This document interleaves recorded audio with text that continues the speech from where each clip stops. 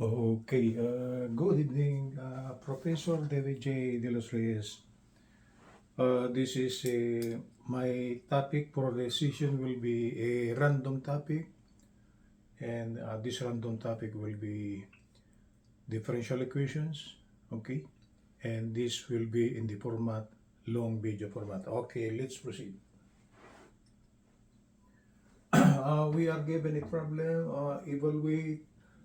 We are given the differential equation x dy plus y dx plus the quantity 5x minus 2x squared y close quantity dx, and we are asked to evaluate this one, meaning we are asked to find for the function of x and y, okay, equal to a certain constant. So meaning to say we are required to find the general solution. Oh, this is a random topic, so for those of you who are studying differential equations, this is for you guys. Okay, let's proceed. Solution. We rewrite the given differential equation. Okay, and we'll try to multiply all the terms by the ratio 1 over x dx. Okay, because in the solution of differential equations, there are so many variations. Will it be a variable separable? Will it be a homogeneous differential equation? Or will it be what you call this exact differential equation? Or will it be that the solution will be by using integrating factor? We do not know. So we will try to use our knowledge of algebraic manipulation to bring out to one of those standard forms. And what we'll do is we will multiply all the terms by 1 over x dx. First one multiplied by 1 over x dx. Okay. This x here cancel with this. What remains will be dy times 1 over dx, so that will be dy over dx. Second one. Y dx times 1 over x dx. This dx here cancel with this. Right? So what will remain will just be simply the ratio y. There's an x at the bottom over x. That's the second term after the multiplication of 1 over x dx. For the right hand side, it will be, we could say that there is a dx here. So this dx here cancel with it.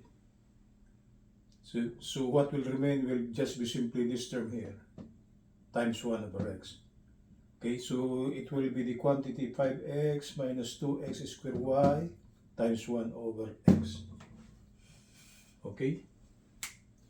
And if we try to divide this 1 over x to these terms here, we could do this. We divide this by x, we divide this by x, then we'll remove this one already. Right? So for the first one, x cancels. Right? It's this. For the second one, I will maintain that this will be the ratio of minus 2x squared y over x. Actually, you can cancel x now if you want, but I want it like that. There's no problem. So if we try to transpose this one on the left, okay, there's a common factor y, right?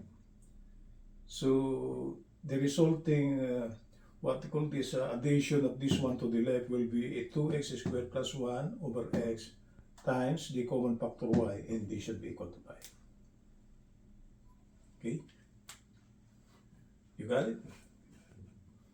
Because 2x squared over x squared times y is actually 2x squared times y over x. And y over x is actually y times x. So we combine the common term, okay? The common terms are actually 2x squared plus 1, and, the common term is actually y. Okay? So if we try to inspect the resulting differential equation.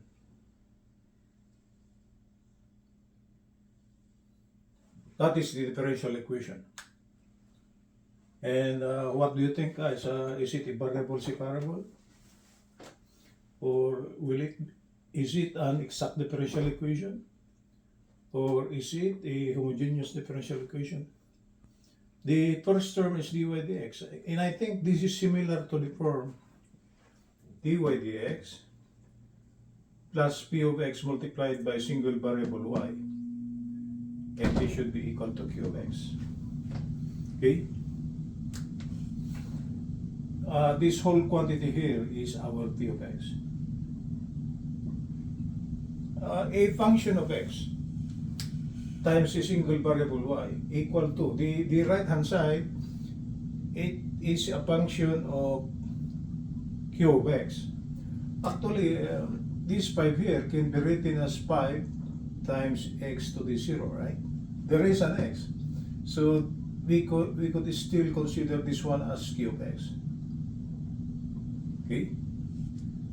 So if the resulting manipulation is similar to the form dy dx plus p of x multiplied by y is equal to q of x, okay, this is under case number 1 for a differential equation that could be solved by using integrating factor. We need an integrating factor, IM. Okay? And if we try to recall the formula and how to take the general solution of case number 1, it will be y times the integrating factor equal to the integral of q of x, again multiplied by the integrating factor multiplied by dx. Okay? Why do we know it is y? The variable on the numerator is y, right? So the general solution should be y times the integrating factor equal to the integral of q of x, again multiplied with the integrating factor multiplied with x. But just in case this is x, this variable here should be x. But since this is y, this should be y.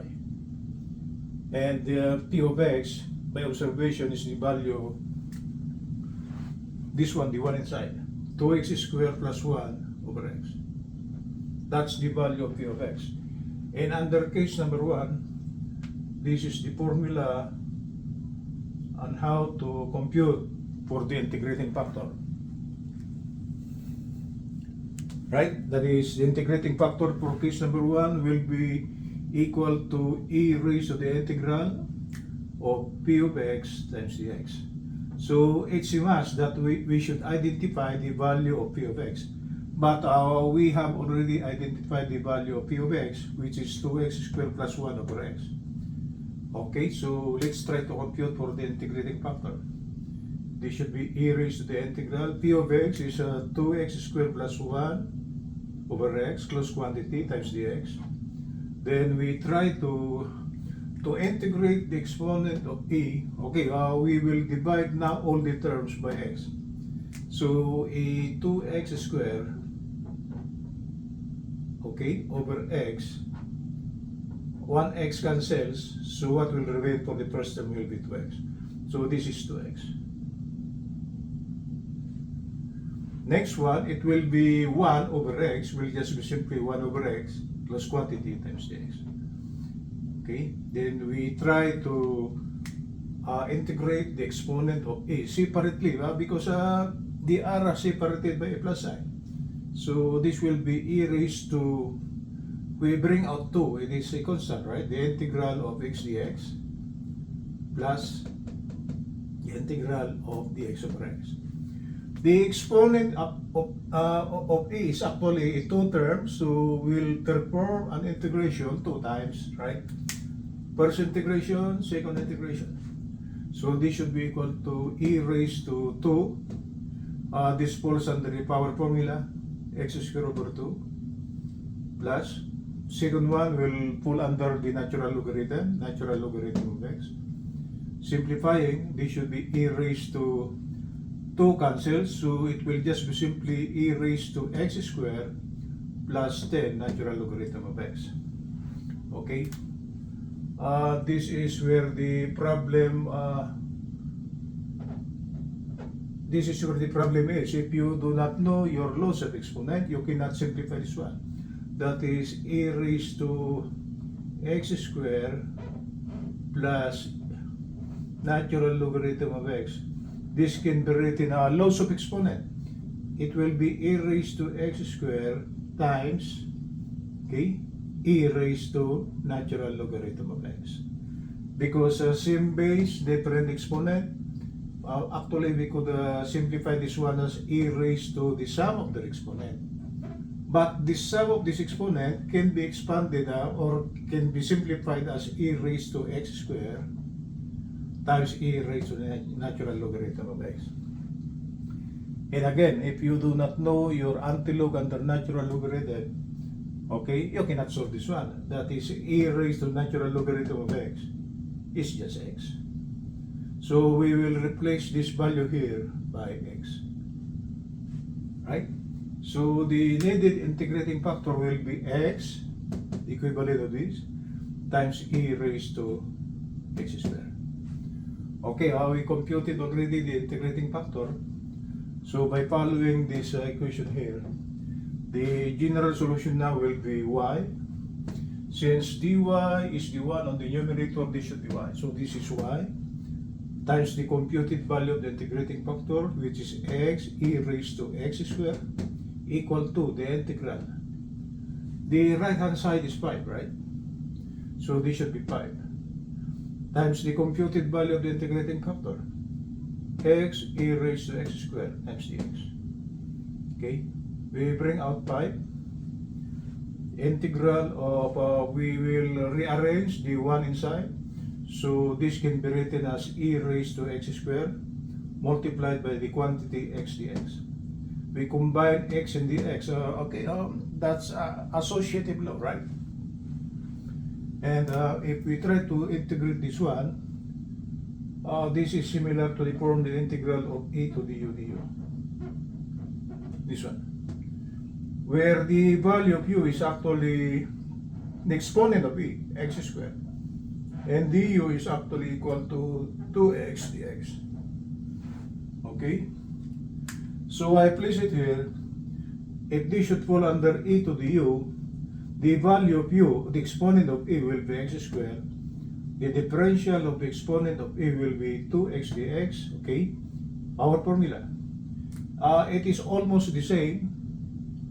We got this one already, but we lack the number 2, so it is not exact. So for this one to be integrable, we introduce 1/2 outside, then we'll place number 2 inside. So y times x e raised to x equal to, I'm following this, 5. We introduce 1/2 outside, the reciprocal of 2 is 1/2. The integral of e raised to x squared. The complete differential should be 2x dx. We introduced this one already. That's why we put 2 outside. So we will not be changing the value of the integral. And after the insertion of 1/2 and 2 inside, it now falls under the integration of the integral of e to the u du. So xy e to the x squared, I rearrange this one. I put x first, equal to 5/2 e raised to x squared plus c. Multiplying all terms by 2, this should be 2xy e to the x squared equal to, or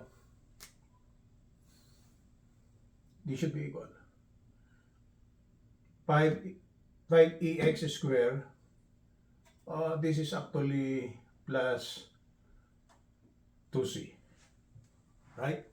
And if we try to transpose this one on the left, okay, this should now be negative.